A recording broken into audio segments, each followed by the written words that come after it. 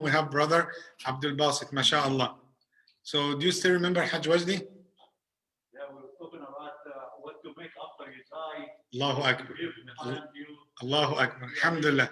That means it works. Alhamdulillah. Now we have three. Alhamdulillah. Have four. Alhamdulillah.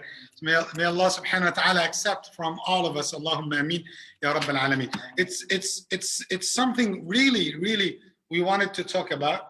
We wanted to understand from the Islamic perspective, what is the legacy that you are going to leave behind? And if you remember, we said that we are going to talk about the recipe, the ingredients, how to establish your legacy. And we said we have three keywords or three elements that we are going to talk about. If you want it, if you got the decision, if you took the decision that now we have two persons, and just to make it so simple, inshallah, as much as possible, we have two persons. The first one decided that I will live like normal life. I will not think about what's after my death. So I need to die, and my record, my book will be closed. Nothing will be added to my record, and I will be satisfied with this. The other person said, no, I will take the decision that I need something to continue after my death. I need to have something to build my legacy. And inshallah, my good thoughts and my good expectation that all of us, inshallah, will choose to be the second person. That I wanted something to, because the main issue here, that I don't know, I'm not sure that I can make it to Jannah. Let's agree on that. I'm not sure, and be honest. And for me, as personal, I cannot make it to Jannah by my deeds. I'm sure of that. I'm not sure that I will make it. Because if you compared what we are doing with what the Sahaba did, and they did, there is no comparison between what we are doing and what they did. And let's calculate it just logically. We have 24 hours per day. How many of them we are spending on the worship of Allah? How many out of the 24? 1 hour? Yeah, that's so generous. If you said we have 5 times a day, you know, each salah takes like 10 minutes, so you have 50 minutes out of the 24.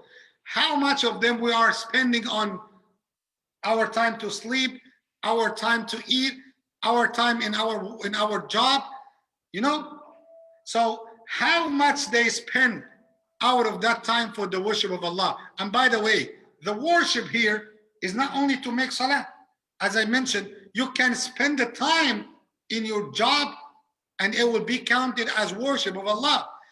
You are even can sleep at night and will be counted as worship. You will be rewarded for your sleeping. And my evidence is the hadith of Rasulullah sallallahu alaihi wasallam. Whoever prayed Isha and Fajr in Jama'ah, it will be counted. He will be rewarded as if he stayed the whole night Qiyamul Layl. Even if he didn't pray Qiyamul Layl, but he will be rewarded for this. So yes, we need to renew our intention so we can get lots of hasanat. Sayyiduna Abu Bakr as-Siddiq, we believe, that is our doctrine, that is our aqidah, our creed, that the best one after Rasulullah sallallahu alaihi wasallam, when we talk about the generation of the Sahaba, the best one is Abu Bakr, with no doubt. Sayyiduna Abu Bakr as-Siddiq himself, because sometimes if the Imam said, you know, we are not sure that we are going to make it to Jannah, people may criticize you. Why? You are the Imam, you memorizing Quran, you know? Wallahi, masakeen. Masakeen. Sayyiduna Abu Bakr, Rasulullah sallallahu alaihi wasallam said, لو وزن إيمان الأمة بإيمان أبي بكر لرجح إيمان أبي بكر. If you are going to wait the power of the Iman of Abu Bakr and the power of the Iman of the rest of the Ummah, Abu Bakr will win. Abu Bakr will win. You are not talking about millions. No, that number in billions. Billions. If you are going to compare the Iman of Abu Bakr with the rest of the Ummah, Abu Bakr will win. That man didn't feel arrogance with his Iman. Rasulullah sallallahu alayhi wa sallam in the last ceremony, what he said? He said, إن كل من كانت له يدا علينا كافأناه بها إلا الصديق فقد تركنا مكافأته لله.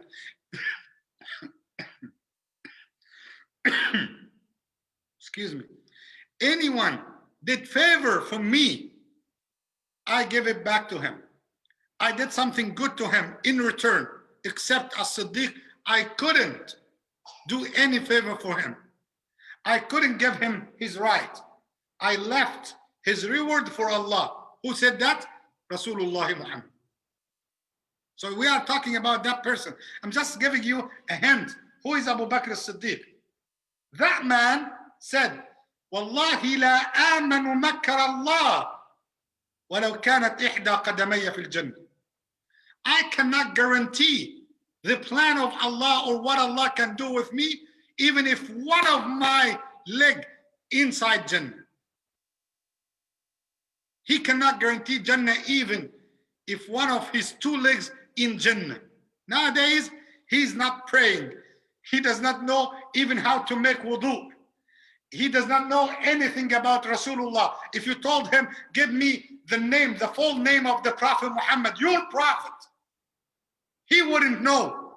And at the end of the day, he will tell you, you know, I'm sure that I will make it to Jannah.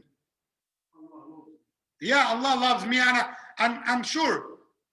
Wallahi, one day I was telling to somebody, I'm making dua to him, and I told him, that is in Arabic, Rabbina yakrimak. May Allah, you know, be Kareem with you. He said, what will not make Allah to be Kareem? What will not make Allah to be Kareem with me? He has to be Kareem with me. Look at the unpolite way. Look at the disrespect to Allah subhanahu wa ta'ala. He said, he has to be Kareem with me. Who told you who he has? Who are you? That's the case. And I told you we have two persons, because we have some people, because they just came to the masjid, they attended lectures, they prayed like 5 times a day, they think they are better than others. That's why we have two persons. One has arrogance with his worship. He feels that he is better. I am the Imam. I am the most knowledgeable. I am so-and-so. I am so-and-so. And we have another person. He does not have this knowledge, and he's committing lots of sins.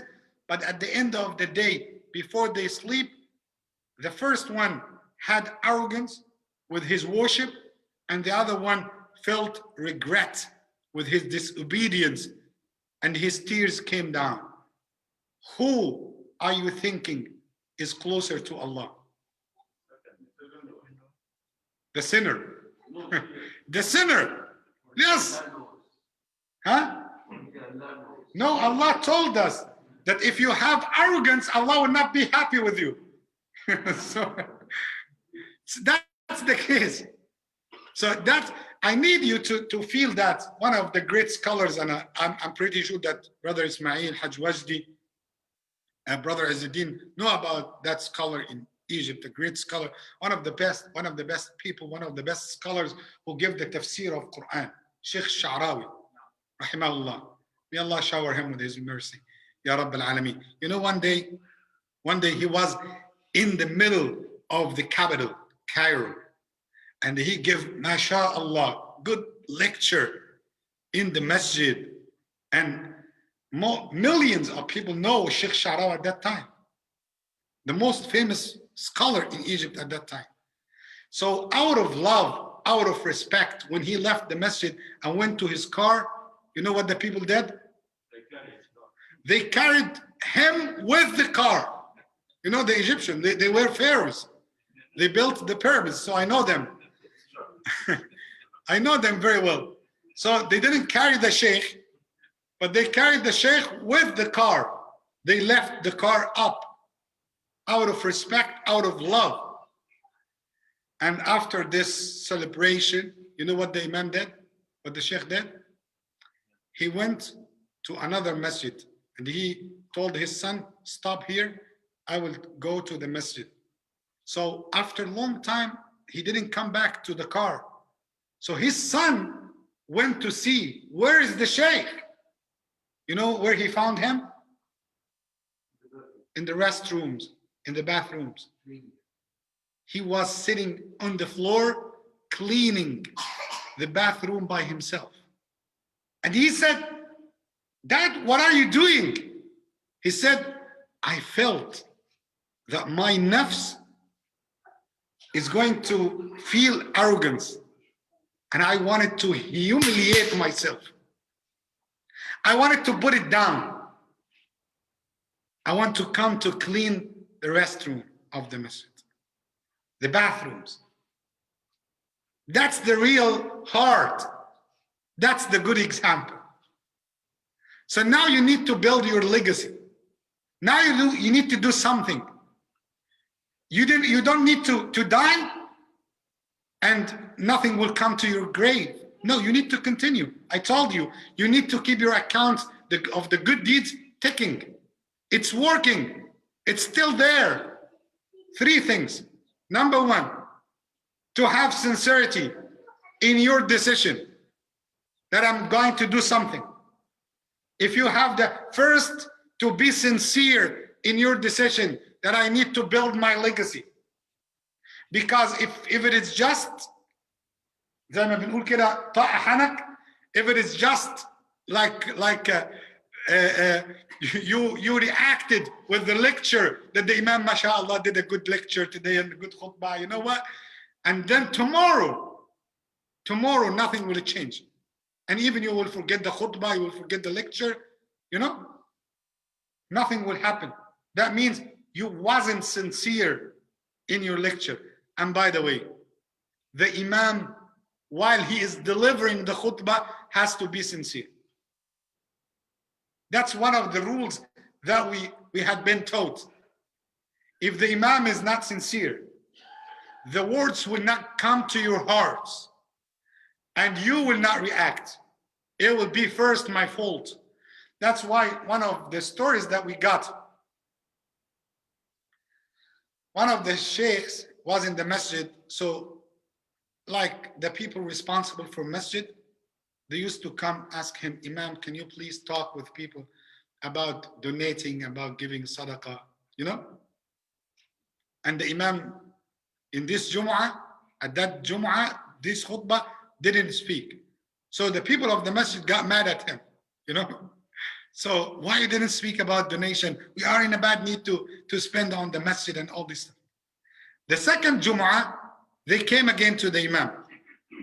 They said, please talk about the donation in the khutbah. Just remind people to put something in boxes.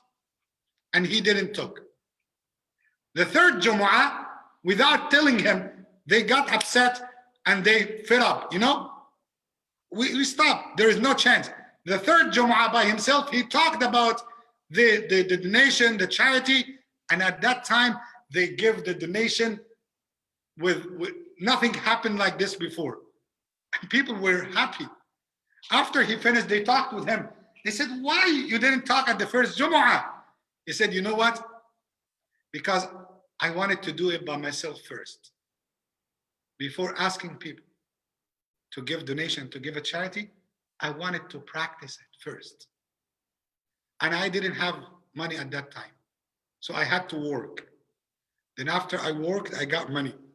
Then I gave a charity. Then I started to talk about the charity. I cannot give people instructions and advice without practicing by myself. That's how the da'wah works. So number one is to be sincere. Number two, to build your legacy. to establish something. The knowledge. You cannot get the good legacy without knowledge. Why I told you this? I give the example of the shelves that you have outside. These shelves. It has names of people that sometimes you didn't know anything about them. But mashallah, these books, millions of copies. The people of knowledge, the scholars, the students. If you went to Al-Azhar University, it's like bees. You know the bees? It's buzzing of these books. They are studying day and night, memorizing. Those people of knowledge. So if you wanted to have a good legacy and take it as a rule of thumb,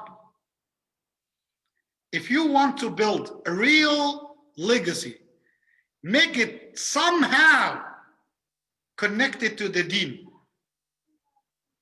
connected to Allah. Yes, you can build a legacy in many ways. Science, math, medicine. You can be one of the leaders of Muslims in medicine, we have lots of scholars like this.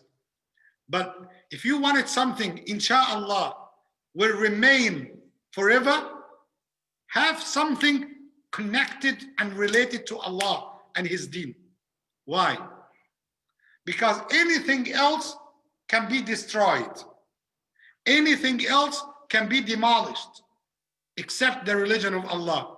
Allah said, لِيُظْهِرَهُ عَلَى الدِّينِ كُلِّهِ. كُلِّهِ. That is the thing that will remain forever. So if you want your name, your fame, your reputation to be named, to be mentioned after you, have something connected. But if you have the sincerity, and I gave you the example. What's the example? I told you about the sadaqah of Sayyiduna Uthman ibn Affan. Do you remember? The ongoing charity of Sayyiduna Uthman ibn Affan in Al-Madinah. It's till today. He gives sadaqah as waqf. You know waqf? You like, yes.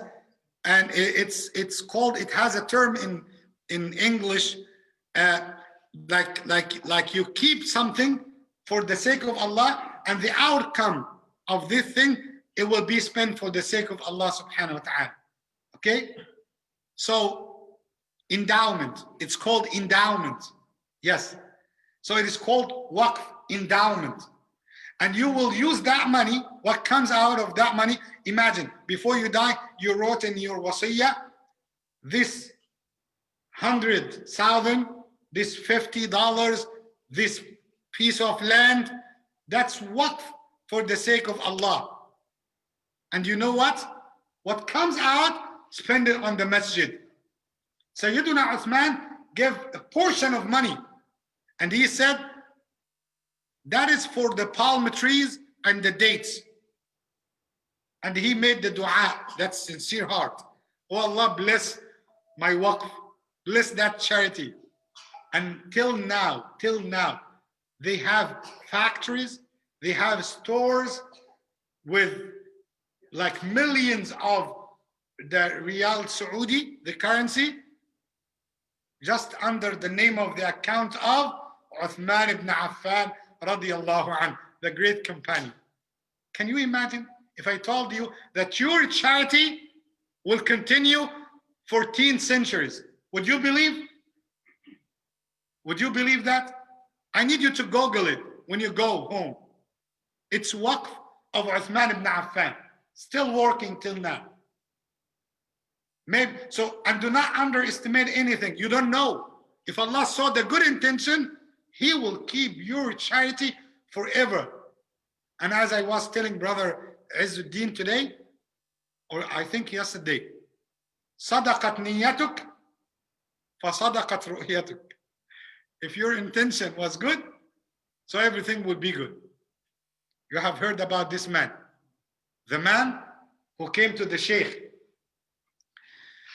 And the Sheikh or the Imam used to see Rasulullah sallallahu alaihi wasallam each night in his dream.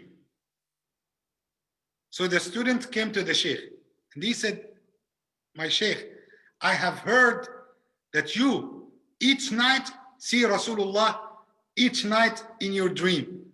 So what are you doing to see Rasulullah every night in the dream? He said, when you come after Isha, I will tell you and I will invite you to the dinner. When the student came, so the Imam introduced food to him, and he put lots of salt in that food. So he started to eat. And normally, when you eat lots of salt, what do you need after that? You need water. Okay, you need to drink. So he said, I need to drink. He said, no. And he prevented him from drinking. He said, okay, give me the answer. How could you see Rasulullah every night? He said, when you wake up, I will tell you. And the Imam gave him the permission to stay and sleep at his house. And when he woke up, the Imam told him, what did you see in the dream? He said, I saw that I'm drinking water. I'm, swimming in water.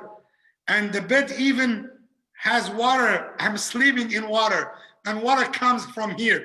Everything water around me. He said this statement, صدقت نيتك فصدقت رؤيتك ولو صدقت محبتك لرأيت رسول الله. You have a good intention, that's why you have a true dream, matching your intention. And if you have that true love for Rasulullah, you would see him every night in your dream.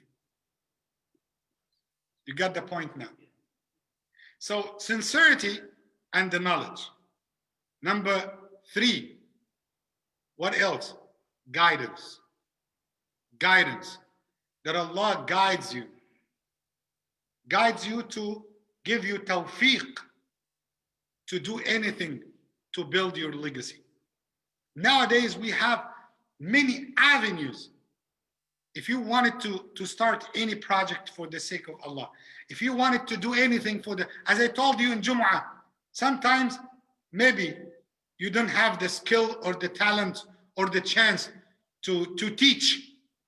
Maybe, Imam, my mother tongue is not Arabic. I don't know how to recite Quran properly. I don't know Tajweed. I'm not the Imam. So what can I do? You can do a lot. You can do a lot. Those people in Texas, and I see, mashallah, Islamic conferences, and we have lots of brothers, and they are handling and organizing these conferences 100%, perfect. MashaAllah. You know what? The last conference, I was talking with one of my colleagues in Texas, and he sent me the video. I told, MashaAllah, everything was organized in large scale. You have people, they printed down many things. You have like screens everywhere in the streets. You have crowd, I told him, who did that? You know what? He told me, our sisters. The sisters in the masjid. They donated, they came together, they did everything. Flyers, invitations, calling people, having dinner, distributing. Even after the lecture, they have like a summary for what they said in the lecture, so they give it, handed out to people. So who did that? Sayyiduna Abu Bakr, yes, was a great companion, the greatest companion. But not all the Sahaba were Abu Bakr. They had many logistics, they used to do with the Prophet Muhammad. So you can serve the religion of Allah. I told you, maybe back home, you can start a madrasa. You can organize something. Print copies of Quran, send it to orphans, send them, sponsor people, bringing kids in some place and find an imam to teach them. and you spend on that. You know, these are the actions that you can do. You can come to the man. I'm a volunteer. Let me work. And as I told you, you can establish your legacy without spending anything. And I think you know the evidence. Great example. Let me remind you.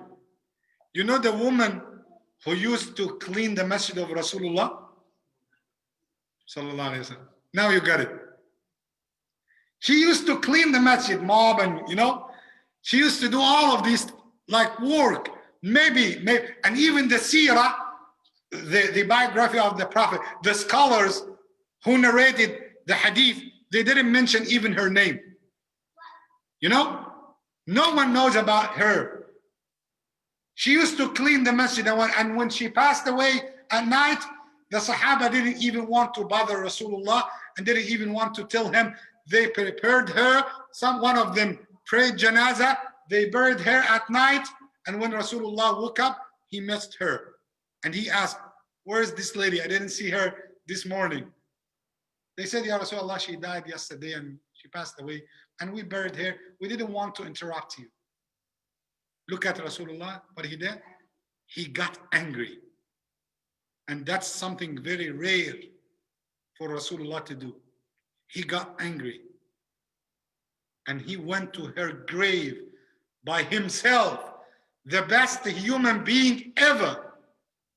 He went to her grave and he made dua and he made salatul janazah for her while she is in her grave. And he made dua for her.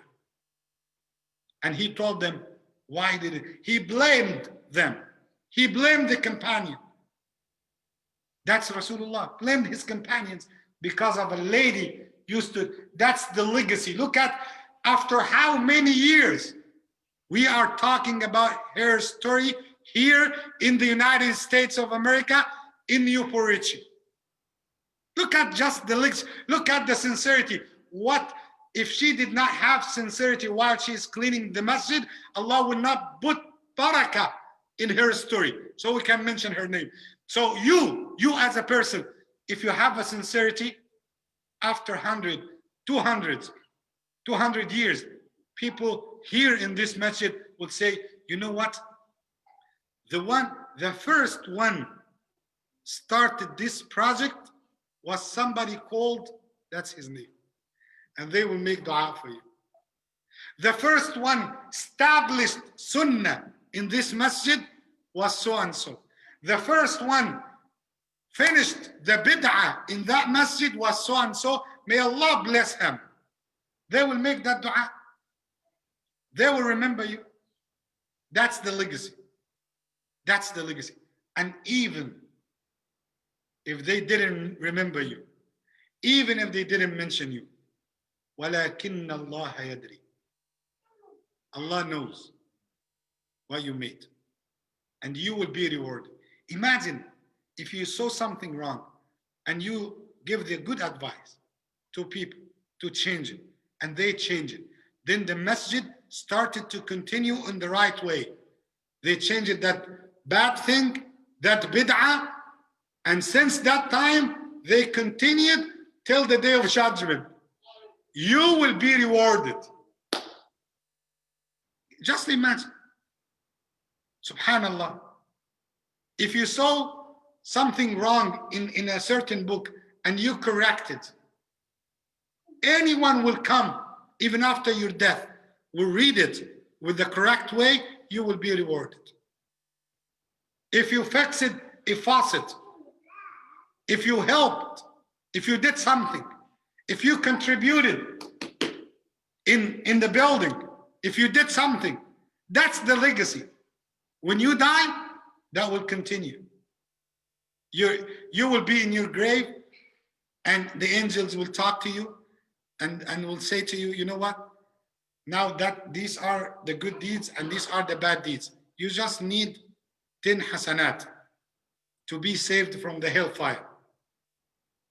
Just 10 hasanat. Or hasanat. One hasanat. If you didn't establish something, nothing will bring benefit to you. Just imagine if you have a person who passed away right now and the adhan was called for salah. The muadhin says, Hayya ala salah. Could he stand up to pray? Nothing. So please, and let me remind you, the Ahlul Jannah, the people of Jannah, Rasulullah said, ما ندم أهل الجنة على شيء قط.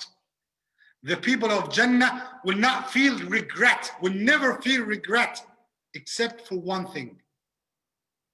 The people of Jannah, not the, what about the people of the hellfire? The people of Jannah will feel regret for one thing. على ساعة مضت لم يذكروا فيها الله. They will feel regret for an hour past without remembering Allah. They entered Jannah, but they wanted more and more and more. Please get the decision with sincere heart, then get the knowledge and ask Allah to guide you. What can you do to build your legacy? This just short recipe, short ingredients.